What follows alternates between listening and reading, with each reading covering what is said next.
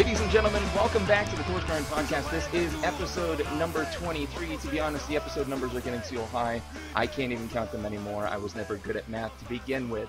Ladies and gentlemen, tonight's guest is a native of the small rural town Howell and a Schoolcraft college graduate. His cooking philosophy started with his grandparents, who exposed him to the art of handcrafted Italian cuisine. He entered the restaurant business at age 14 as a dishwasher at a local diner. After enrolling at Schoolcraft College's culinary program at 17, he spent the next 8 years working in some of Metro Detroit's finer restaurants. In 2007, he became the personal chef for Ed Mamu's business Royal Oak Recycling and Royal Oak Storage, where his passion and enthusiasm in the kitchen sparked their friendship and future partnership.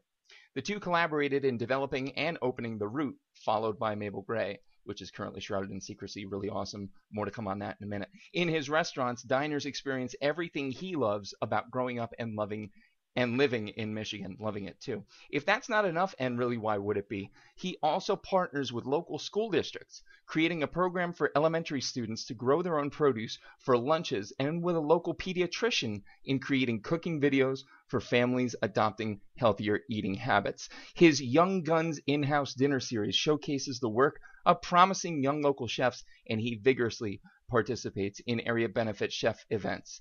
And amidst all this, he's opening this shit now.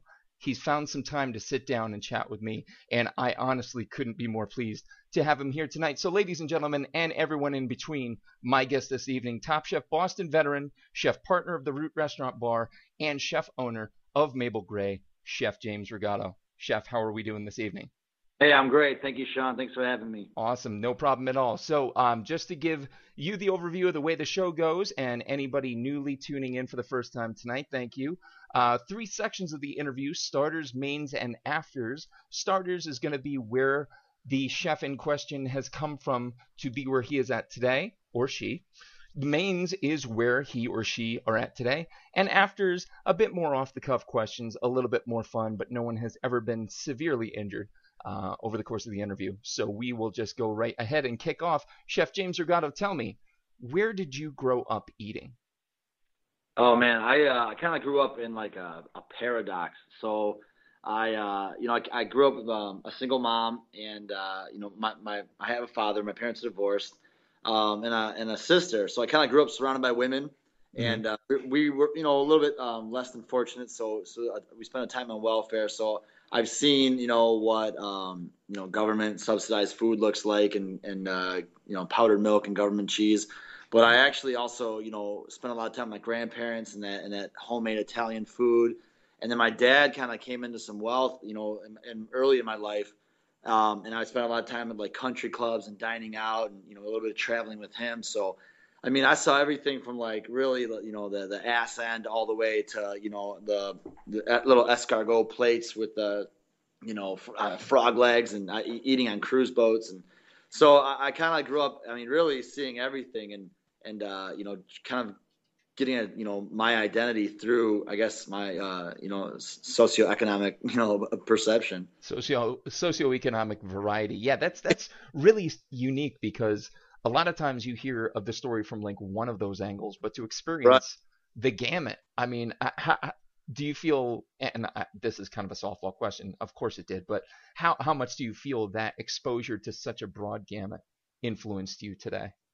It's huge. I mean, absolutely huge. Obviously, I saw white glove service at a young age, but ultimately, I think where there was like the most emotional contact, so like handmade food from love, or like, my aunts, like, pickling vegetables or picking strawberries at other backyards. I mean, that, I think where there was the most emotional contact was where the food, at least in memory, tasted the best. So it wasn't always the high ticket equaled, the best experience. And I kind of carry that through my food today. So I think that, like, for me, food, most people, it's a very emotional experience. And I think that I learned that young, was that, food without love is, whether it's expensive or if it's government subsidized, is bullshit. Yeah. Love being that quintessential ingredient. And so many people have inferred that somehow. It doesn't matter how pretty the plate is or how anything like that. Just the fact that there's a human heart behind it. Yeah, very much. I mean, it's the same reason why, like, if you go to a restaurant and the chef courses you out, directly, it's amazing. But yet, if you go to like some dude's basement and drink PBRs and his grandma's making meatballs, for somehow it's like the same effect. Absolutely. Absolutely. I think it was it Bourdain in an interview? He said like his best meal he ever had was some grandmother's meatloaf of like one of his production guys on the show. Exactly. Like that's stellar to me. Yeah, absolutely. Cool, Absolutely. cool. So going back in this time machine, as soon as you said paradox, I think Doctor Who. Why wouldn't I? That makes sense. But what kind of an eater were you growing up? Were you picky or were you pretty wide open? It's hard to say. Like, I think picky, but only because like even today, I mean, like if it's not delicious, I don't eat it, and that can kind of be like almost an asshole point of view because like like I'll go places and like as a kid, like I hate canned tuna fish. Like I hate like, commercial mayonnaise. So like if I was somewhere, if I was at like lunch or someone's house and like, their mom's busting out tuna fish sandwiches, like I just didn't eat it. So I mean like I grew up skinny, I'm still skinny, but ultimately it's just because like if it's not dope, I don't really mess with it. I You hear know, you. so picky by I don't know. Picky by quality, not necessarily by content. Yeah, I mean, like, yeah, exactly. So I think, and even today, I mean, like, I'm kind of becoming like a protein snob. Like, I'm not into like, commodity beef, and I'm almost becoming like a hippie, I guess. But like, my body just like gets mad at me if I don't get enough probiotics or if it's not like, I always want raw food. Like, I just spent like 9 days in France at the beginning of the year, and France is fantastic, but like, man, their relationship with vegetables, especially in January, is fucked up. Like you don't get fresh vegetables anywhere. And like so Really? yeah, I mean like, it's they dabble in fresh vegetables. It's just like, cheese and butter and bread and like, fish, and it's beautiful food, but not I mean, when you're used to like, I mean, Metro Detroit, Michigan is like number 2 as far as agricultural diversity in the country. So I mean, we have so many options for year-round freshness, or even like just a kombucha. Like I would have seriously spent 2 grand on a kombucha when I was in France. If it just one guy could have like literally just peddled me some kombucha, I would have spent like my like literally everything in my wallet for it. But like Wow. I need that freshness. I need to like eat fresh food every single day. So like even in my adulthood, I'm kind of picky, but like loosely picky. I just got to eat fresh. Yeah. I never, all right, two things you just said there that I never would have known. One, that France at any time during the year was lacking in any way culinarily, let alone in produce. That's mind blowing to me. And two, Michigan, obviously, near and dear to you, is number 2 in the nation. Yeah, so it's number 2 for agricultural diversity. One, obviously in the products that we actually grow and harvest and raise, and number 2 also in our actual imports. I mean, the Eastern market is like a hub for the Midwest, which is our Detroit market. So not only do you have like like literally like around what's raised. I mean, we obviously have soybean and corns, but also apples and blueberries. I mean, we're contenders for the national production of those things. But our actual research, what we can actually get every single year from our market. I mean, year round, it's pretty incredible. Like the Eastern market. I mean, feel free to look it up. After the Yeah. conversation, like the terminal, the produce terminal down there is just. I mean, it's insane, the amount of traffic and the amount of restaurants, and even I believe it even goes in like Canada. Even Ontario, which is like our neighbor, just to the northeast. I mean, they have crazy hoop house productions of tomatoes and cucumbers and radish. And during the winter, I'll rock like a greenhouse salad just featuring all the produce that comes out of those greenhouses. And so yeah, this part of the country is part of, I guess, like the North America has a lot more diversity than people often assume. I certainly was one of those people that just assumed otherwise. I certainly stand corrected. Sure. Very much so. Yeah, Very but much like so. it's kind of ironic because we're kind of known. I mean, Chicago, Cleveland, Detroit. It's like that steakhouse belt. Like we're known for like our giant portions, even which I mean, I obviously I'm doing my best to deter that with my restaurants, but I think to me I just can't. I need vegetables like more than animal. I mean, I love animals and I certainly eat nose to tail, but to me, man, I want the bulk of my diet to be grains and vegetables. That's awesome. That's an awesome stance to take. That's just an awesome way to be about it overall. And that brings in, actually, speaking about, yeah, childhood. We play it forward to today. Your childhood programs with the local school districts. Can you tell me a little bit about them? Yeah, to me, I mean, I went to like Catholic school until the 8th grade. So ninth grade was my first time in public school. And it's fun, it's kind of funny. I mean, Catholic school basically just means I grew up without math and science. And Right. then and by the time I hit high school, I mean, like, food was just such a mystery. Obviously, I knew how to eat it, and I knew that okay, my grandparents made banging meatballs and pasta, but I didn't understand. And I grew up in an agricultural town. I mean, Howell's huge with farm, farm life and 4-H clubs, and you were so disconnected. Even though I grew up in the thick of it, I was pretty disconnected by how, like, what a full circle farm looks like, what the damage monocropping in the 70s did to the food economy. I mean, just how could a kid who grew up in the middle of an agricultural town be so fucking clueless to how food works? So that bothers me. And so I basically, any free time I get, I try to, like, I basically say yes to any school or any program that asked me to participate.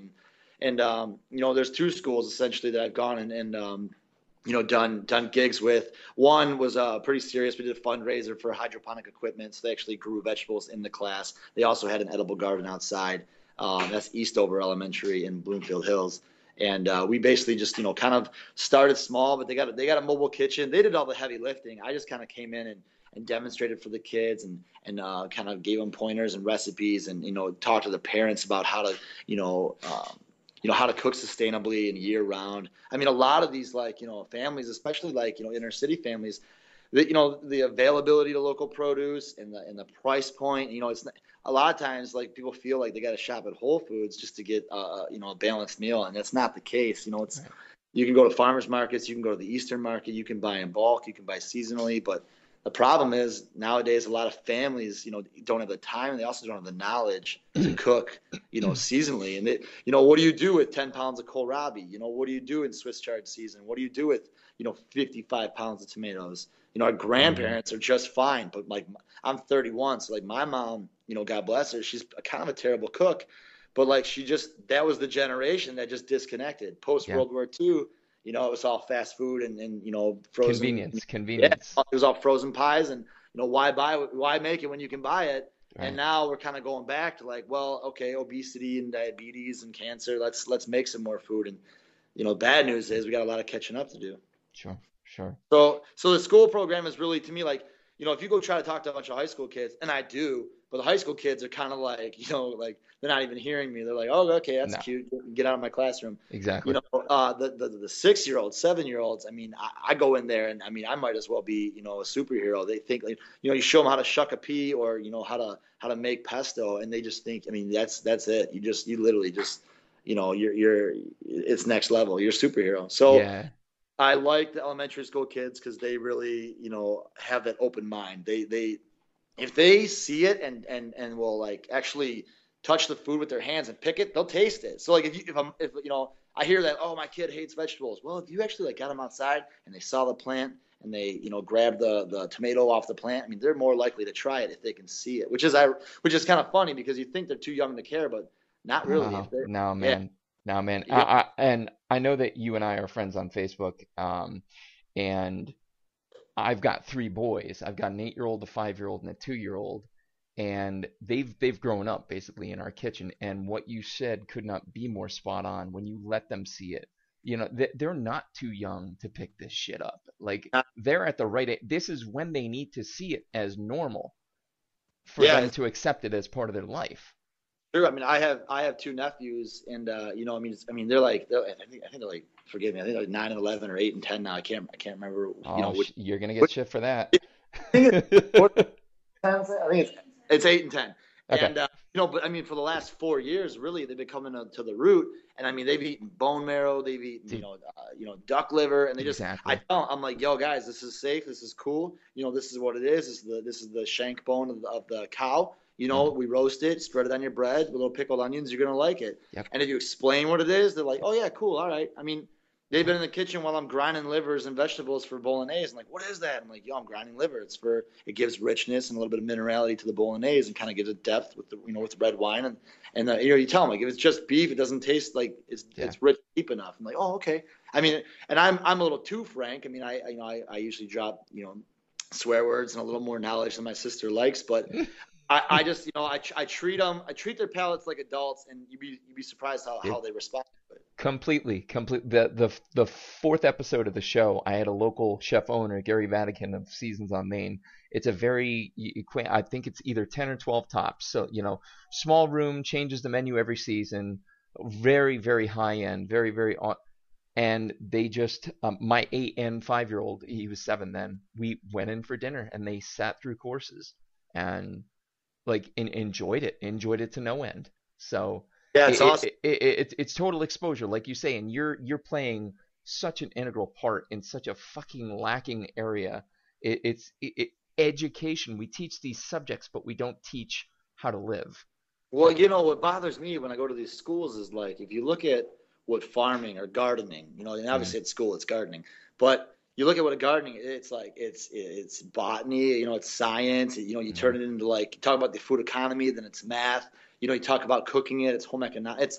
I mean, literally, food is the great equalizer. I mean, it really absolutely. is everything. If you go back before the Industrial Revolution, food was existence, and now we treat it like it's a nuisance, Yep. and it just it really that's what propels me as a chef is like food to me is still purpose. Like I don't, I mean I work pretty much if I'm awake I'm working in some fashion, and I couldn't pick a better existence. Like this to me is nourishment. And I mean like and I honestly even like into like competitions and like even on Top Chef. I mean part of what I'm not a competitive spirit. I mean I to me it's like when I see someone cooking their ass off, I want to like cheer them on. It's like the last thing I want to do is like take them down. And even like I say same thing about hunting. I'm an omnivore. I eat animals, but like man, when I see a deer in the woods, I'm like that motherfucker's so beautiful. The last thing I want to do is shoot it. Exactly. And like Exactly. I feel the same way about food and cooking is like when you see that activity, it's so beautiful. It's like it's so natural. Like a family eating dinner together or somebody cooking or you're out there and you're picking vegetables like that to me is like the purpose. And I feel like depression and obesity and family, there's so many issues that can't be solved maybe but certainly can be nourished through food. Yep, you put them around the table and you have that family meal time. Our kids, the two older ones at the moment, the 2-year-old still gets pissy about things, but their palates are advanced, and I believe it's that time around the table, like you said, these beautiful moments. Yeah, Um, absolutely. yeah, it structures it, and I mean that passion came through when you were on the show. I could see it. I could see it in you. I could see it in Adam Harvey, who's been on. Yeah. There's just this almost magnetism to the art, to the act, and there's people who can fake it. There's really high-ranking celeb chefs who can fake the shit out of it, and then there's people are authentic, and that definitely rang through. And when I was looking through your bio to do the intro, and I saw that shit about the school, I'm like, oh my god, this is ridiculous. I've got to know more about this. So Yeah, yeah. I mean, really, it's and it's been other schools too. I've gone, I went and spoke with Lincoln Alternative High School, which are, obviously kids that have had challenges and kind of, mm, don't really have a lot of guidance and where they're going to go next. And I mean, it's funny. I have a board in my office at the Root, which this Lincoln Street Alternative School sent me, and it was funny because I mean, like, I just went into school. I don't usually go in with a plan. I just go in. I'm like, yeah, I just show up, and these kids are kind of like, the teacher was hyping me up as some kind of like, celebrity chef. And I went in there, I'm like, look, guys, like I'm an around the way guy. Like, mm, to me, like what I did was I found something I was good at and I just, picked up a grind ethic and didn't stop. And they're like, they asked me questions like, like, what should I do if I don't know what I want to do? I was like, well, don't go to college. Like, wait, like go yeah. find what you're good at. And they're like, well, he said, don't go to college. And I was like, well, yeah, but like, take your time, when you figure it out, then look out world because you're on that grind. And We're to me, like, we're horrified to tell them to do that. no, As a why? former administrator for a junior college, we're horrified to tell people don't go to Like, school.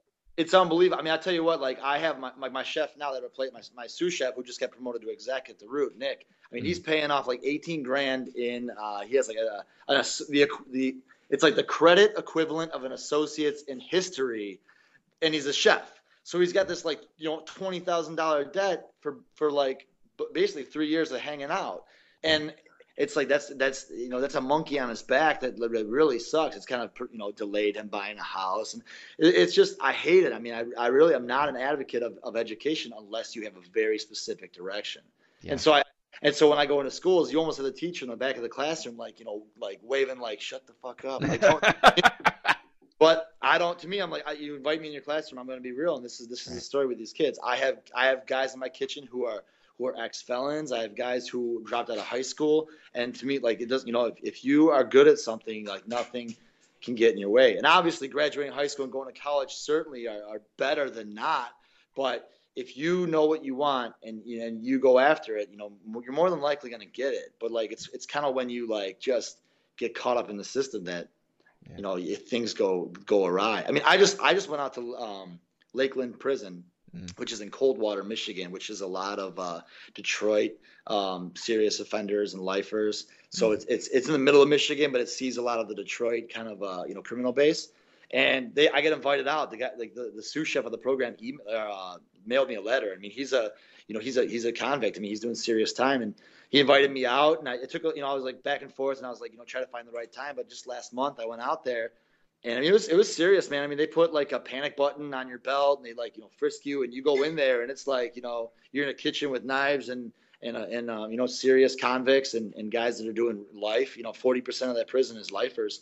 But I hear these guys. They asked me to come talk to them about like how to cook and how to turn it into a career. And I tell you what, man. I mean, I was there for I think 6 or 7 hours cooking with those guys and doing demos. And they had a beautiful garden. We went outside and we picked vegetables and I made food for them and they made food for me. And we just we kind of spent the day together. And I had the most dynamic, in-depth questions from those. It was not like it was not baseline questions. These guys were like, how do I do a startup? Like, what does a pop-up mean? Like, how does a restaurant get funding? And what's the modern way of marketing without capital? I mean, they were like, wow. I was like, you guys are like, if you guys get out, and you turn this energy into something positive, like your lives can turn around. I mean, and these guys, I mean, they're going to come out, and the ones that do come out, I mean, they got to check that box in that application, man. Convicted of a felon. I mean, they have the world against them. Yeah. And it was stressful. Some of these guys did some serious crime. I didn't ask, but I mean, some of these guys did some serious crimes, and it's a perplexing kind of situation. But like I said, man, food's that great equalizer. When you can get around people and talk about food, it really kind of brings you together. Food is that great equalizer, and honest to God, man, you're doing God's work with all that. Amazing. From classroom to prison. That's the kitchen. I think the kitchen is such a great refuge for everybody. It is. I mean, I've seen guys come in my kitchen, and I mean, don't get me wrong. I've had a good. Usually I'm graduating from culinary school. This is my intern. Those are the ones that bomb out. Like, like the educated ones are usually the ones that like freak the fuck out. I mean, I had a girl. She blew me up on email for like months. I mean, literally like wasting my time. I'm like, look, like just whatever. Show up, Stash. I don't just show up. Stop emailing. And she showed up. She was on the grind. She's working hard for like a couple days a week. I hire her. She's like, a couple weeks in, she literally's like, I can't take it. I quit. And I was like, you got to be fucking kidding me. You blew me up for months. I was like, you owe me 6 months. If you don't give me 6 months, fuck you.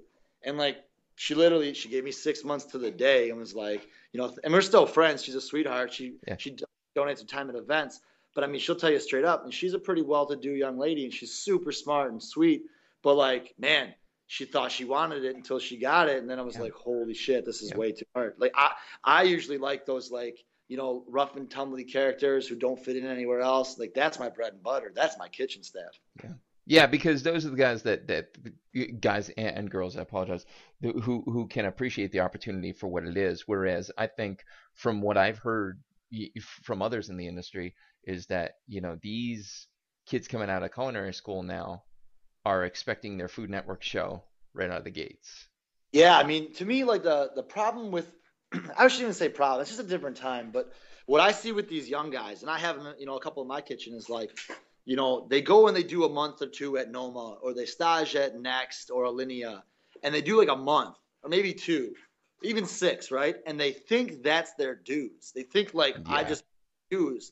And it's like, no, dude, you did a great month and you had some fun. I mean, you basically like, you went and saw the North Pole.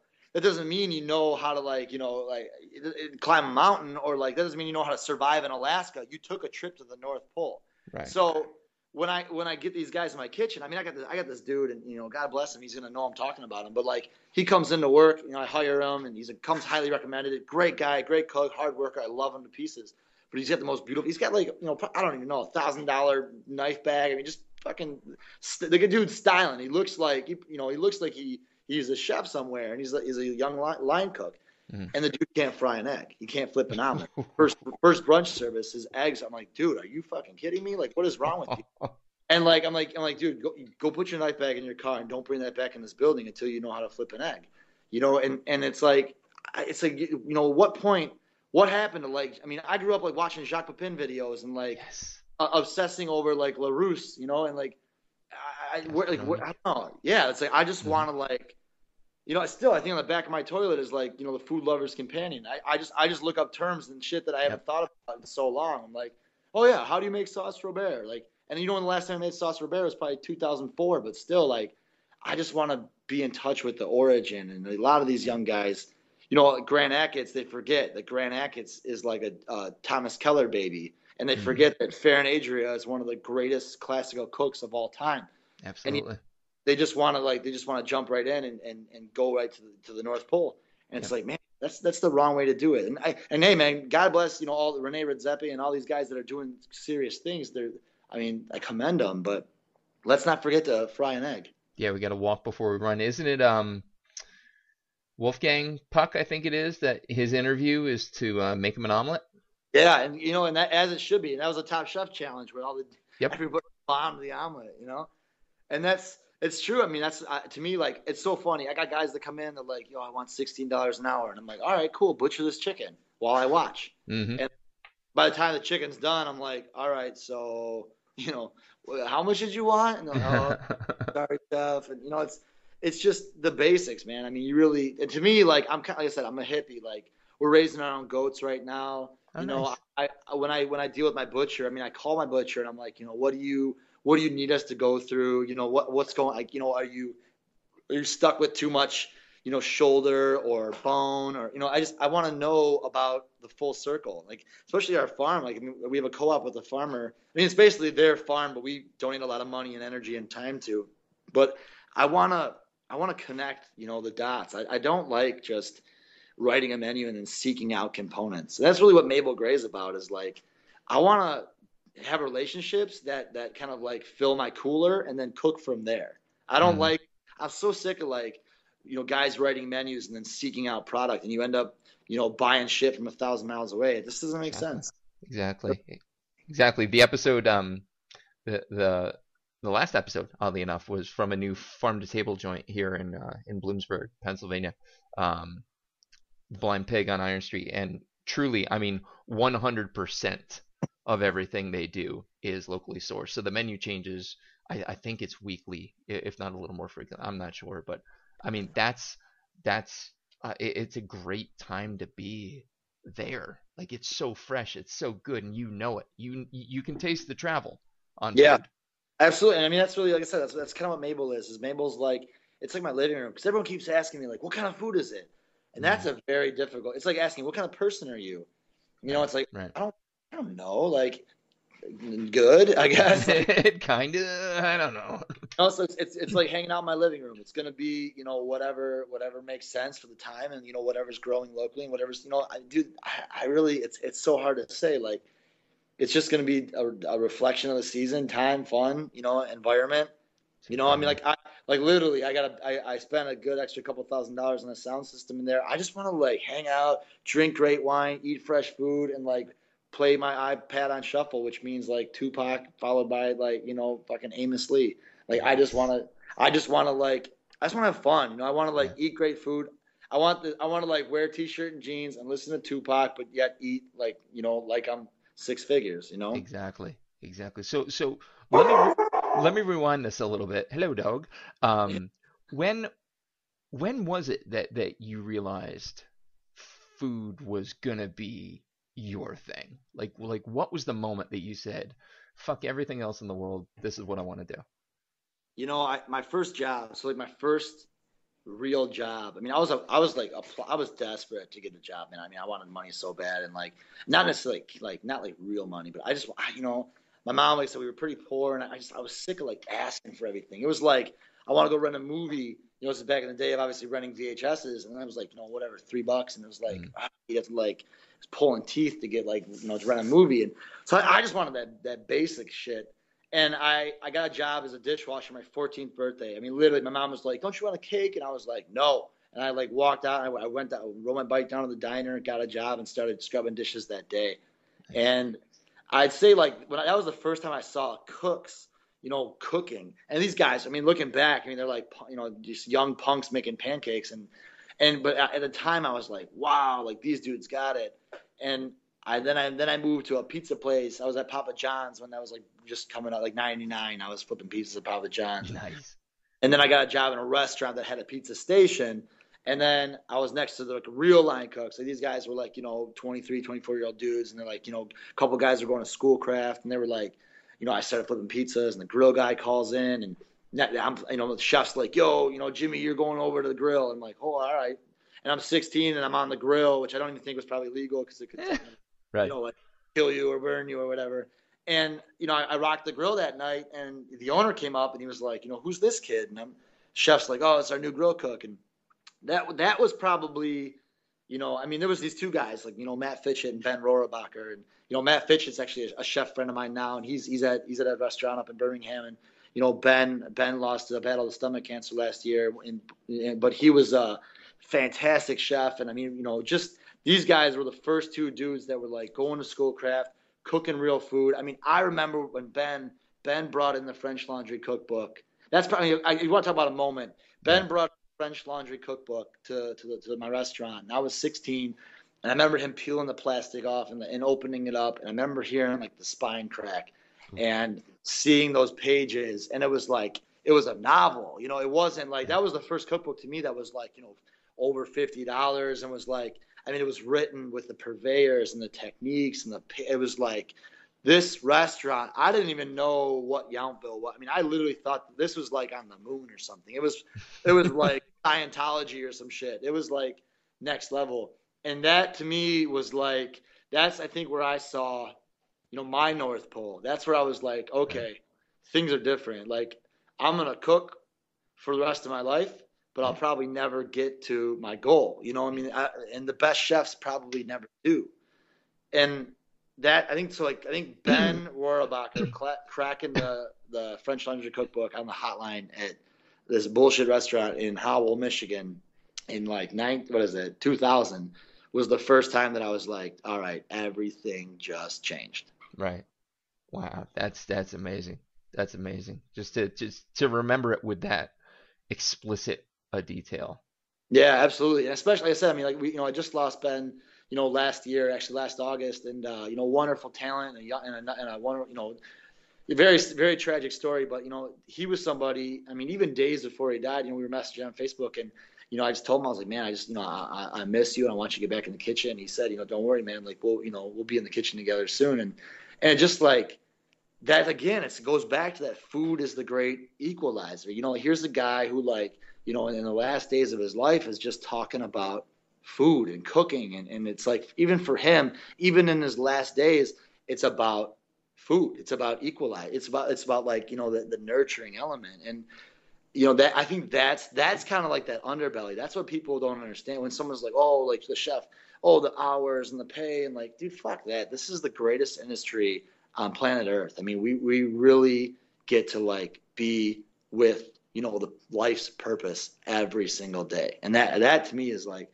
I don't know. It's, how can I not remember when I first fell in love with it? How can I not remember that book, Yeah. Yeah. God, the meaning of it all certainly comes through. I mean, heavy emotional words, but goddamn, if that doesn't paint the picture perfectly, Yeah. I don't know what else would. So, let's go back to Mabel Gray for a minute, and let's look at, present day Chef Rigato. Where would you say you drew your culinary inspiration from for Mabel Gray?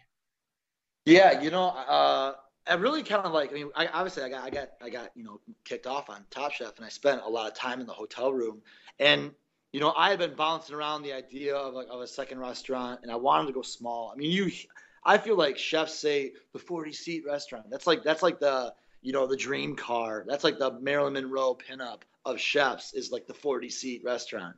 And to me, like, I wanted to go back to like Metro Detroit. Like, I mean, White Lake is like super burbs, and where I'm at now, Hazel Park, I'm at 9.5 mile. So that's 8 miles the border, which is pretty famous, 8 mile. Mm-hmm. And but 9.5 miles where I'm at. So I'm in like one of the north, like the first burbs of the north. And Hazel Park is very it's post-industrial, a lot of small concrete buildings, tool and die shops. It's a town kind of formed by the freeway when it got built, and like I think it was the 40s. And it's just a really cool historic town, and it's got a lot of Detroit presence and a lot of like that like industrial grit, and there's like no corporate presence, and there's I don't know, there's a do-it-yourself attitude. A lot of vacancies. Mm-hmm. The town on the rise, but it's kind of been the butt of many jokes. And like, it's got a racetrack, so it's kind of got this like Hazel-Tucky. It's got a lot of Southern influence with like the actual like people that kind of resided there. But it's kind of been this town that's like been an underdog is considered to be like a simple town. And to me, it's like, and I'm like quite the opposite. It's actually pretty complex and dynamic and unique. And so I got this 1,600 square foot building that we bought for really cheap and put a lot of money into it. And, just to make it, a new roof and scrape it down to its bare bones and put in nice equipment. And Mabel Gray is kind of like, it's just me going back to the stove and a blue collar guy in a blue collar town, just trying to make food that, brings everyone around the table. I mean, a lot of my client base is, well-to-do, good, like successful people. And then obviously I have people my age and younger who are on their way, and or people that aren't as successful but still just want to eat or live better. So I don't know. I kind of want a restaurant where like everyone can come. And fine dining to me, I don't really think Detroit has Michigan. I don't think Michigan has one fine dining restaurant. If you think about Per se and and Danielle and La Bernardin and all these wonderful restaurants around the country, Detroit doesn't have anything even close to that. So we don't have fine dining in Detroit, and I think that's okay because we don't really have that. You don't really have a reason to put on a suit ever. Right. So how can you make it a jacket required restaurant if there's no fucking place you need to wear a jacket other than the restaurant? Right. Like, if you're up in like, East Manhattan, okay, sure. Upper East Side, like, yeah, we can go to dinner, we can go to drinks, we can go to a show. We can, I can wear this suit all day. You go to, you drive down to Detroit in a suit and then you get out of your restaurant. Well, you just look like you're just asking to get fucking carjacked because like, you just look like you're wealthy. And that's just, and this is still a town that has its challenges. And, I don't know. I just wanted to do a restaurant where I could just be at the stove and just, cook good food and be, I mean, my kitchen's super exposed. I mean, like literally I could like poke you with like, with my chef's knife. I mean, you're that close. Nice. But that's what it's about. It's like, here I am. There's no Oz behind the curtain. It's like, come in, eat, hang out. This is what I got going on today. And I don't know. I felt like the bigger things got at the root, the farther I got from the stove. And it just kind of like, it was cool for the time being, but I want to go back. I want to go back to the stove. Right. And it sounds amazing. I wish it was closer. Central PA, Michigan. It's a bit of a haul, but if I'm ever flying through, you can bet your ass I'm at least coming in for a drink. It sounds. I mean, it just sounds stellar. It sounds like it's a, it's a return almost to your roots, just keeping it human. Yeah, I mean, and that's what it's about. I mean, right now there's no reservation, there's no dress code. I mean, even the locals that come in, there's some people that come in, they're like, are you breakfast all day? I'm like, no, man, like, it's, I don't know how to define us. Like, I'm going to open up, I'm going to do my best, and then you're going to define us. I don't have, it's like literally like, what kind of person are you? It's too personal and too distinct to like define. And that's not saying I'm so good that you can't define me. Maybe you hate my food, but it's just like, it's too hard. I don't have a box, to check off. Like, yeah. It's just, man, I'm gonna cook my ass off and get great product, and I have a wonderful staff. And I mean, I got a great guy, Paul Fradnick, making drinks. I got Rachel Van Til as my sommelier. I mean, I got the hardest working, smartest people in their fields, and it's like, I don't know. We're just gonna unlock the door, walk in, and do our best, and rinse and repeat. Let everything happen. Let everything come as it may. So, you've got this existing with the root. You've got Mabel Gray coming up. Looking at food overall, there's trends, there's everything going on. Do you see personally, like a next big thing? I think farm to table is finally hitting its maturity. Is there something beyond that? Is there something else that's going on in food that we should be paying attention to? That's a great question. And I'm a unique guy to ask because, like, I literally just drove around the country in April. My girlfriend, who's also my sous chef, Sam Stannis, she's amazing. We just drove around the country, like straight up. We drove to Portland, drove down to San Diego, drove over to Austin and back, which was about 7,500 miles, about 12 grand in dining and Airbnbs. And so, like, I just got a good barometer of what's going on in the nation. And like nationally, there's certain trends, but like, I think really what's happening in food is like the food system, the food economy, I think is really the hot topic to me, because like you got the California drought, you got obviously like global tension, trading deals and different things. I think what you're going to see is like a localizing of the food economy, and not just in a trendy farm to table way, but like you've already seen it with like, oh, like everybody makes their own jam. Even like the local Coney is making their own jam instead of buying it, and then obviously like preservation and pickling and fermenting and I think that like even Michigan, we have over 200 breweries now. Like Michigan craft beer is like, I'm at a point where I'm like, forget about supporting local beer. It's now about supporting the best beer. Like, because there's a lot of local beer and there's a lot of shitty local beer now because there's just so many. Right. So you like, now you got to kind of like up, which is great because that means that we can like up our game. There's somebody pushing the edge. And like, so I think what I see happening is like, there's going to be like a nano movement, and not, like I said, and not necessarily like, where it's going to be like super geeked out, but I think like it's going to become where your farmer really dictates your menu, and not by like this like trendy thing, but like truly dictates your menu. And I think like what animals your area raises, goat is the number one consumed animal on the planet. I don't know if you know that or not, but goat is that's what most countries are eating. And yet, what's with them? You can't find Michigan goat. It's so damn hard to find. Like, what? There's something broken there. The goat produces more milk than any other animal. It literally. It's got a number of offspring. That's why beef is such a weird animal. Is because it produces like one other animal a year.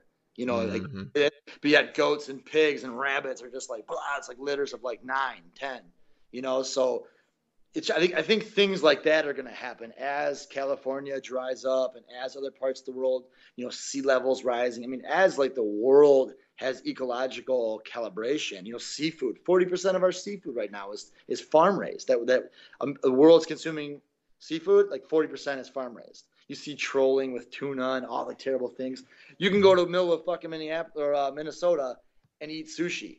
Tell me that's not, that's fucked up. Can we all agree that that's fucked up? Yep. And like, I think what's going to happen is like there's going to be a right sizing. I guess like the best way, the shortest way I could say is there's going to be a right sizing of the food economy. And I think you can cook, ethnically, and you can do different funny concepts and silly things and whatever inside of that movement. But I think the overall movement with food is going to be a right sizing of the food economy. Right sizing of the food economy. You heard it here, people. Listen, watch for it. Watch for it. No, that sounds, it's everything can only get so big before it gets small again. Exactly. Even like, I actually refuse to make, speaking of sushi, I refuse to make sushi. Like, I was taught in Schoolcraft, but like, I just feel like, man, like a white dude in Michigan making sushi. I can't think of something more blasphemous. It's like, it is like such a craft. It's such a beautiful, centuries old, like just, it's like an art form. It's like, it's just meant for the masters. And for me, totally. Yeah. I just feel like if I spend the next 20 years making sushi, at best, I'd be a dickhead, Right. I just feel like so there's certain things that should be left alone, and like, there's, I don't know how much you pay attention to national food, but there's kind of like that movement right now in barbecue. Like, you hear about all these barbecue, like restaurants and shows and hype. And yet, like, it's totally ignoring the fact that that's like West Indies, like, like Mm-hmm. African American population based food. I mean, like, why isn't the South and like, historically the African American technique being represented well? You Right. see a bunch of like chubby white guys Chubby talking white about, guys with trucker caps and yeah, yeah, that's not where barbecue comes from. This is like exactly. and I just feel like, and that doesn't mean we can't barbecue, but like I think it's time to like let's like think about what food is, where it comes from, and what its purpose is. And I don't know, I'm not into like doing deep fried sushi with mayonnaise and and getting pulled pork at every single restaurant you walk into. Exactly. It drives me crazy. And barbecue is the biggest offender, by the way, because it literally is designed for like the entire animal. And you go to these restaurants and like, dude, the brisket's like fucking 3% of a whole cow, and Right. yet they have brisket for days and no other cow representation on their menu. It's like, what the Exactly. fuck? What do you think? What the rest of the animal is someone else's problem? Like, it Yeah. drives me Yeah. crazy. That's I lovingly like to call it the Guy Fieri effect. You just look at the pretty shit. You look at the brisket. Oh, that's all it is. Like I was in I think freshman year of college, and I went to my first ever whole pig roast, and there was an old codger there eating the shit from nose to tail, like you said. I got an education that day. Yeah. There is delicious shit in 100% of a pig. That's it. I mean, to me, like barbecue is like, when you eat like trotters is when like, okay, you Hmm. have four per cow, and when they're gone, they're gone. And then and like crispy pig's ear, and like when you go to a restaurant, they got crispy pig's ear, and no other fucking representation of that pig. Well, what the fuck? That's 2 ears per Hmm. pig. I mean, it drives me crazy. And like, you need to have either a relationship with your butcher where like you have things like an ebb and flow to the system. You don't just like get a nothing disgusts me more than seeing a box of like beef cheeks. Like, you just looking at Hmm. all those cheeks. It's like one cut of like an animal just stacked in a box, frozen. Man, just I that's what I mean. Like, I need vegetables and grains because that shit is like our relationship with meat is fucked up. And like, I agree. I do a lot of vegan cooking, and like, and people are all, like I hear like there's a lot of like jokes about vegans, and like, I mean, yes, sometimes vegans can be annoying, but ultimately it's like, it's just celebrating vegetables. And when I see like, I don't know, like if you add butter to vegetables, all you taste is butter. And like, but yet if you like keep vegetables like all vegetable based, this shit's magic. That's why I don't get vegetarians. Like putting yogurt and cheese and shit on vegetables, it doesn't make sense. You might as well eat fucking pork fat. Right, right, But right, right. but like vegans, I get. Vegetarians, they're fucking hypocrites. Very true. Very true. I like that. I like that. They might as well be putting pork fat in it. But It's true. yeah, man, right on. Right on. Absolutely. And yeah, it comes back to just origin. And I think one of the cool things, and I'd love to hear what you think about it, is that we're coming into an age of awareness of source because of farm to table. And I think it's changing, at least slowly starting to, people's perspectives on what they eat. Yeah, I mean, absolutely. To me, what I love about my industry is, especially with with kind of my like hippie approach, is like when I get one of my customers to get a CSA box from our farm, or go out and visit a farm, or come to one of our dinners. When I see them do a cooking class at the root, or like literally put their hands on food or make pasta, like, you don't go back. You know what I'm saying? It's like joining a cult or something. It's like, once you start, like, once you ferment your first head of cabbage, or see what an animal looks like, like from pen to actual like deli counter, Hmm. you don't come back. You don't go back to being like, oh, that's cool, like McDonald's is cool. No, man, like, you're moved. It's a transformation. It's a vision quest. Hmm. So I don't mind if it's one person a month, or like one person a year, because that they're not coming back. You know what I'm saying? Like, they're going over and they're going to care about food, and like that's going to be their identity. And like, that's why it's so beneficial. That's why it's so, I don't know, like enticing to be a chef, especially, and farm to table. I mean, that term is almost like too easy. To me, it's just like holistic. It's just full circle. Just be in tune. Like, I mean, I've talked about omnivores for, I've written essays on it about, being an omnivore, and it's certainly not a right. It's a privilege, and I think that privilege comes with a responsibility and of eating the whole animal. And that's why, I mean, we're raising goats right now, and like, literally, like when you go and when you hold a baby goat and it like falls asleep in your arms, and you're gonna slaughter that goat one day, I mean, there's an obligation to that animal to like truly respect its life, both in raising it. How is the transportation to the pen? How is the pen conditions? Is it slaughtered one at a time? I mean, is it, how fast is the slaughter? Like, it's just, I want to know everything. And I don't know. Like, I'm not okay just buying boxes of beef cheeks, I'm not. Man. Yeah, I couldn't agree more. And, obviously not to the degree that you or any of your staff, but, my family, we spend most of our time in the kitchen. My 8-year-old can wield a 7-inch chef knife and mince garlic, but we're definitely in touch with these local farms, trying to more and more, and you pay, twice what you would the common consumer. That's, easily the markup, but knowing where you're getting and how it was cared for before you put it into your body, I think there's some solace to that. I think there's a lot of solace to that. I agree. And, to me, I do, obviously, we talked about, I do a lot of public speaking and such. And what I usually tell people with price, especially, is yes, natural, organic, or, our local food can sometimes be more money.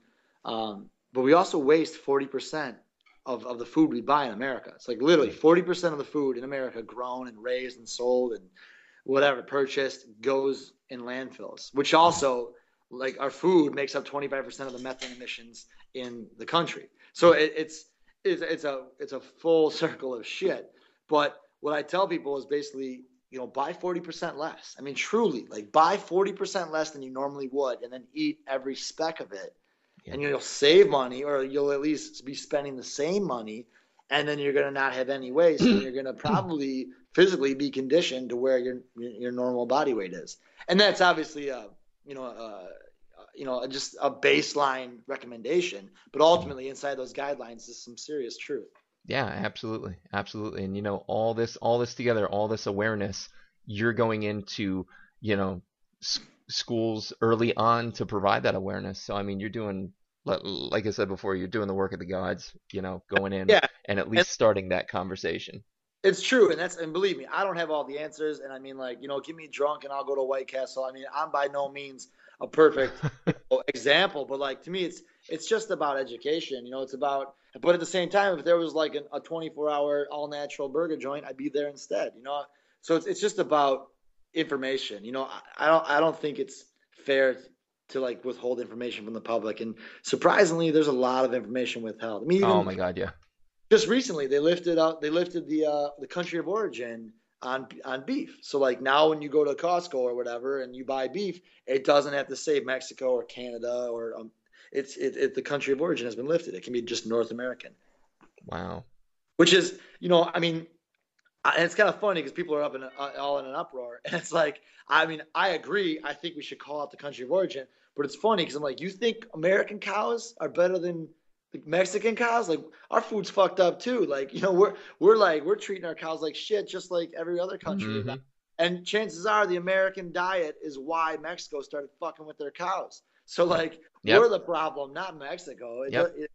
It's just, it's humorous to me. And like, I end up fighting the same battle as some of the Chicken Littles out there, but it's usually for a different reason.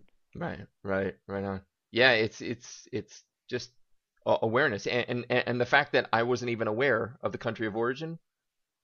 Yeah, I mean, situation. I didn't know. Dude, go visit. I mean, talk to a cattle farmer. Those guys, man. Every time I go to a farm, I get schooled on like knowledge. I love it. I try to go as frequently as possible. I just went up to West Wind Mill up in Fenton, Michigan. This guy is literally doing like a la carte grinding. I mean, like, you order flour, he's like, okay, he gets the grain and he grinds it. And like, I'm like, what the fuck is that? And he's like, no, man. He's like, most of the grain sitting in these silos has already gone rancid, and then like literally like all like microbiome activity is dead. We're all eating dead bread. There's no nutrient value. It's all just sitting in silos, gone. So when you actually use his flours, there's moisture and and it bakes differently. And I just got schooled like 2 weeks ago about freshly ground grains. Wow. And I'm like, holy shit. The guy who brought our goats down from Northport, Michigan, Nathan, he's telling me about cows, and I'm asking him, like, wow, I didn't realize Michigan produced so many cows, because we sell a lot of cows to IVP and a lot of these bigger processors. And he's like, yeah, he's like, I'm asking him, I'm like, so is there good cows in these large slaughterhouses? He's like, oh, hell yeah, there's a lot of great cows. He's like, but the problem is there's no filter. So there's bad cows, good cows. When you buy a 20-pound tube of beef from God knows where, there's potentially hundreds of cows ground up in that tube, because it's just all vats of trim.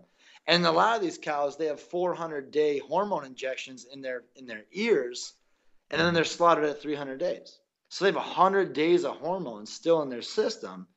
And don't get me wrong, like I said, I'm sure there's some fucking farmer out there listening to this, pissed off at me for giving out wrong information. But from what I've been told, there's 400 days in a cow of hormones, and they're being slaughtered before that time frame. So the concentration of hormones in the cows is a little bit, at least I tell you what, it's got my farmers, startled. It's got them scratching their heads. And to me, the guy raising the cow scratching his head makes me scratch my head. Sure. Yeah. Man, education and a fucking half here tonight, kids. So wow, thank you for that.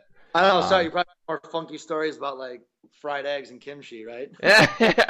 No, man, that's what's, and it's honestly, this is the 23rd episode of this gig, and every time I get to speak to somebody who, a lot of times it's somebody through the magic of TV, and you speak to them, and the passion that is edited out from that is amazing.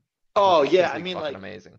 No, it's true. And I'll be honest, I mean, like, I had a great time on Top Chef, and like, I made some wonderful friends. I literally just toured the country. That April, I went and saw everyone pretty much. And, oh, cool. My Young Gun series, I had Melissa and Adam and May come out to Detroit. And nice. To me, that was really a special treat to have San Francisco, LA, and New York represented in Detroit. And they all left like, holy shit, Detroit is awesome. And that was my point. I mean, my friend Luciano and I, he's the one who hosted them at his restaurant Baco. Mm-hmm. But he basically was like, I mean, our idea together was like, let's get these motherfuckers to go back home to New York. And I guarantee Adam Harvey's sitting in a bar somewhere, and some Yahoo, is going to be like, man, fuck Detroit. And Adam's going to like put his beer down, be like, you listen here. Detroit is the shit. You shut your mouth. And that's the point. It's like, I want people to know that like real cooks can come here, real chefs can come here and do real things. Detroit is not to be fucked with. Like we are so much more than what you think. Absolutely. And TV, dude, I had a blast. I mean, like, it's kind of fun. I mean, whatever, I got my ass kicked and, got kicked off and but I'll be honest, I mean, like, TV's like, I don't know.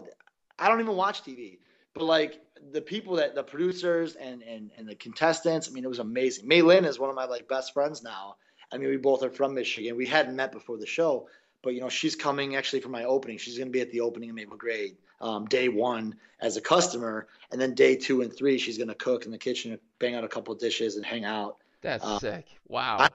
That's just my homie. I mean, Maylin's. That's literally. I mean, like, I don't know what happened with us. We just kind of hit it off, and like I went out and saw her, and we've done a couple of dinners together, and like that's just.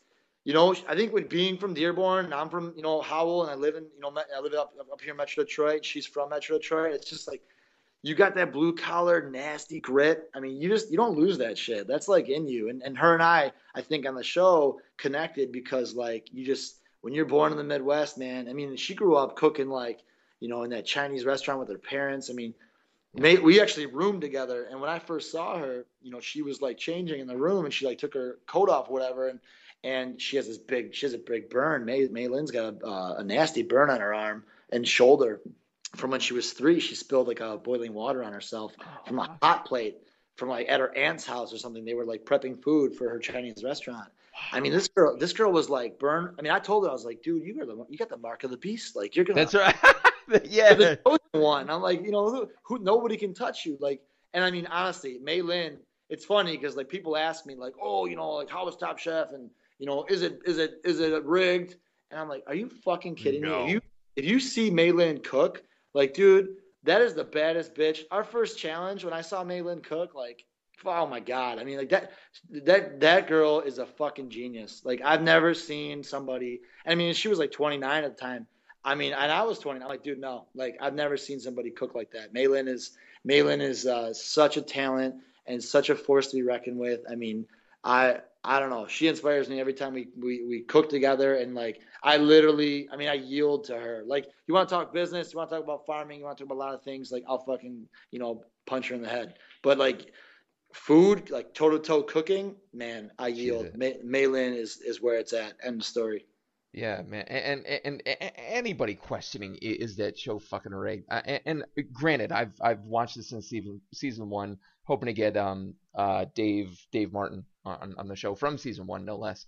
But no, I don't think there's a self-respecting chef in existence who would be part of something that was staged like that.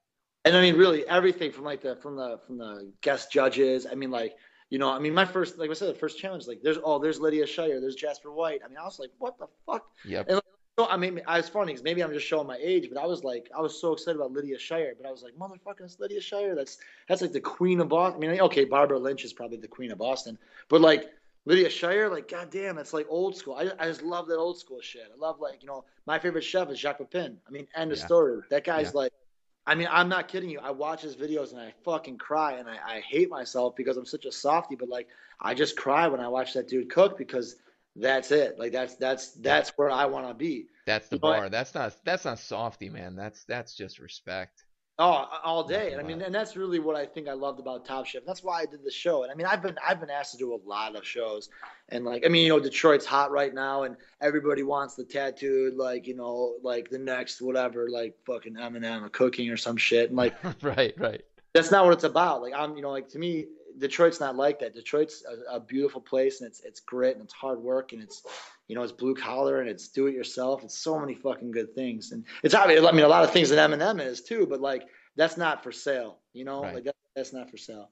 And I think that like to me, why I did Top Chef was just because like that pedigree and that group of chefs is just so. I mean, it's funny because Richard Blaze is kind of like a silly guy. Like I don't think Richard Blaze and I would like crush beers together or go fucking mountain biking.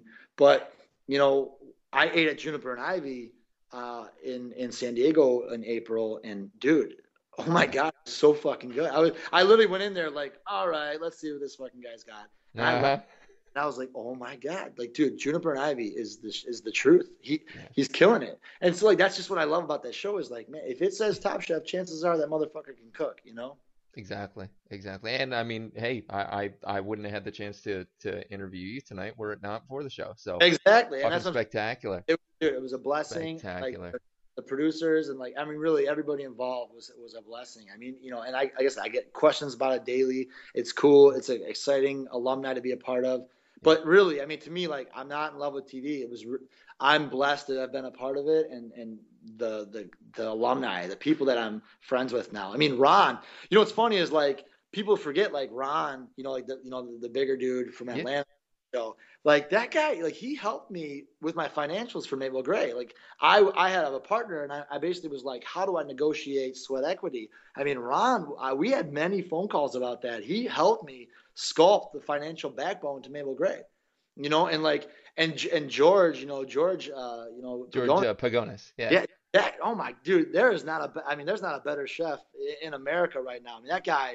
The volume he's doing with the quality of food while doing like modern Greek and expanding, like, oh my God, Mike Isabella's like lucky to have that dude under his umbrella. I mean, dude, George is just a genius. And it's funny because like, Ron got kicked off early, but yet that dude's helped me write my financials, and Maylin won and she's coming out to basically christen my restaurant. So from top to bottom, everyone in that show, I mean, Rebecca LaMalfa, she got kicked off with me. We've done a couple of dinners together. She comes over to Detroit and does pop-ups because she lives in Chicago. Dude, nice. Rebecca, I swear to God, I mean, she's one of the baddest chicks I've ever seen in the kitchen. Meanwhile, she'll tell you about like how to ride horses and like, how to decorate your living room. But she's like, meanwhile, looking you in the eye while like fucking mincing onions and just schooling.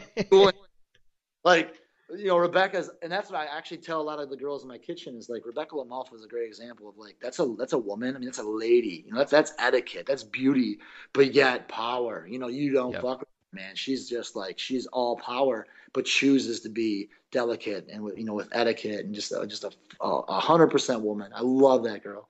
Awesome. Awesome, man. Awesome. But hey, last section, which is going to completely transition away from all things Top Chef and so on. This is the after. So couple pulling back the curtain on Chef Rigato questions. So Do if it. I was standing in your kitchen at the Root or Mabel Gray, you pick either. What music do I hear? Now you mentioned some earlier. Give me the playlist. Dude, I can't.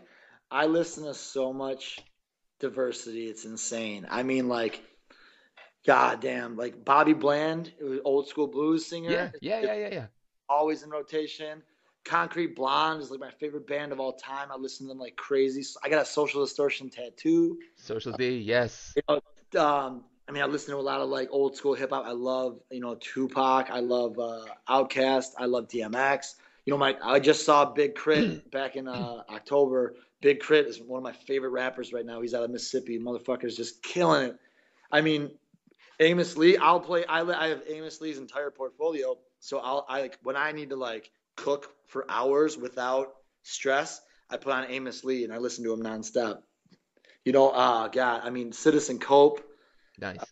It's just I'm literally. I always tell people I'm 51% cooking, 49% music. Like, I love music so much. It's such a huge part of of my existence. I mean, I just lost my iPod Classic because like they don't make them anymore, and it finally broke down. And I bought an iPad Mini because like just for music. Like I literally have so much music. I just want to have it on hard drive so I can have it up in the UP of Michigan where there's there's no Wi-Fi. I need to be able to listen to my music.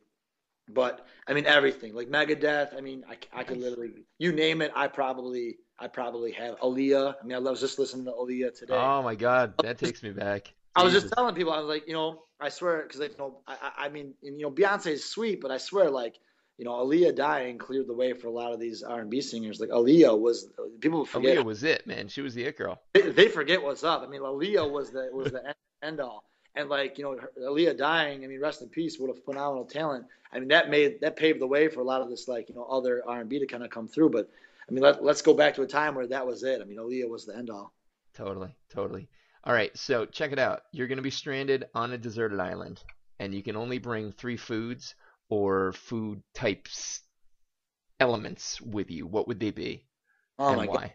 free, dude. I mean, okay, like salt, like although it's like hard to say because if I'm on a desert island, like as in like I have an ocean, I would just like probably harvest salt. But oh shit. I like fermented things, right? So like I think salt would be important. Okay. Uh, Probably kombucha or tea to make kombucha. Like probiotics are so important to me. And I'd want to bring like a goat for like So, and a pregnant goat for like the for like obviously start a goat farm and always obviously to have the milk. So I'd say like salt, tea for kombucha, and the goat. love it, love it.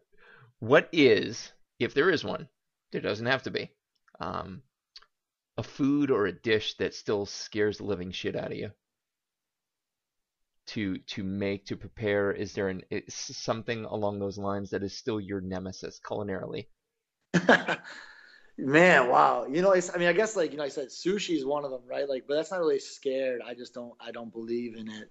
I don't believe like white guy White guy Michigan, sushi, yeah, WGS. Yep. white guy Michigan sushi, but that's not really scared. I mean, like, it sounds stupid, but like rice still like it fucking blows my mind because like there's only so much moisture rice grain can take before it's like either perfectly or imperfectly cooked. And like I mean I can certainly cook rice and I'll still fuck it up occasionally too, but like I feel like rice is probably the thorn in my side because like I spend way too much time thinking about rice and like Yep. stressing about rice and like do I rinse, do I not rinse, how many times till the water's clear? Like I find myself like really, I don't know, like me and like rice is kind of like fuck. I feel like Clockwork Orange or something. It just makes me fucking insane. So I feel like rice. I mean, like, and I probably not counting risotto because I'm Italian. So I mean, like risotto is my bitch.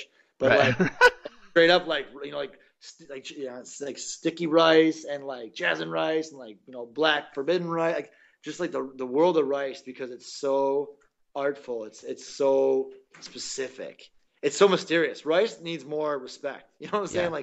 Yeah. Like to me, like I think guys like Sean Brock kind of do it right because he's all about that Carolina Gold rice. But I mean, to me, like if I go to a restaurant and you serve me a perfect bowl of rice, like dude, that's enough. That's perfect. You know what I'm saying? Like Absolutely.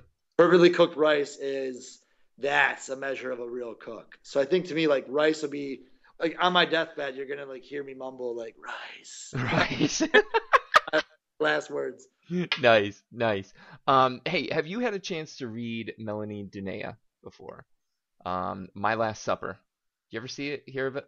So I don't think so. No. Okay, so it's a book of 50 legendary chefs. She's since written a sequel to it, The Next Course, with Marco Pierre White on the cover of the second one. Gotcha. I forget who's on the first, but anyway, the premise of the book is simply each chef gets one picture, one interview, and it was actually the inspiration for this podcast, oddly enough, with 5 questions about the chef in question's Last Supper. You know, the elements, who would be there, what would be served, what would you drink, what would be playing. And so I ask you, chef, what would your Last Supper be? Jesus Christ, that's like I didn't see that coming. I would have prepared it. Uh, it's man, that's tough to say. I mean, I've eaten so many good meals. I think like revisiting some of them, would certainly be welcome. I mean, I just ate at Forage in Salt Lake City, and that like I think I told Chef Bowman Brown, I was like, this could be my last meal. But Nice. I mean, realistically, like I think if there's a meal, my grandmother, my she's actually French, but she married my grandfather, who's 100% Italian, and she would do like rigatoni, simple sugo, which is just like marinara, Mm. like hand rolled pan fried meatballs, and like fresh romaine with like sunflower seeds and feta and balsamic. I mean, really like Tuesday night kind of Italian food, but Mm. like the paper, everything down to like the paper towel in the bowl on the bottom with the meatballs and like she's so French. So like my grandma was funny. Like she's still alive. My grandfather's passed away, but she was always French. Her plating, her technique, even her like textures were so French. Even though she's making Italian, it was almost like Provençal. She was like refusing to commit to 100% Italian, but that to me rings in my brain as like some of the best food I've ever had because it had the number one ingredient was love. It was that handmade food, and it was that repetitive food where you ate it so many times that like you didn't need to think, you just knew you could just eat with abandon. You could just like close your eyes and just eat that food. So I think like if we're talking last meal, Mm. obviously I'm dying and I know I'm dying, and in my mind there's so many panic things. Like I need to just be calmed down, right? So like if you really want to get into like what dying would be like and what the last meal would be like, I would want to eat that so I could just kind of like reflect and just taste that, almost like eat with my eyes closed. Right. Yeah. Yeah. Take you back. Yeah. Awesome. Awesome. And finally, the last question, simplest, shortest, and yet the most complex. Food to you, sir, in a single word. What is food to me in a single word? Yes. Everything. Perfect. Perfect. Like you said before, it's that common bond. It's the unifier of all people. It's a great equalizer. The great equalizer. Indeed. Indeed. Well, chef, pains me to realize that's the end of the interview, but thank you so very, very much for finding time in your schedule to take some time out with me and hang out. It's been a blast on this end. Yeah, no worries. I mean, 9 o'clock on a Sunday night is probably free time for a lot of chefs, I suppose. Yeah, yeah, it's certainly become the go-to time slot, so Yeah, exactly. that's a good thing. Um, Anything I can plug for you? I know we've got Mabel Gray, 23825 John R. Road, Hazel Park, Michigan, 48070. Yeah, 48030.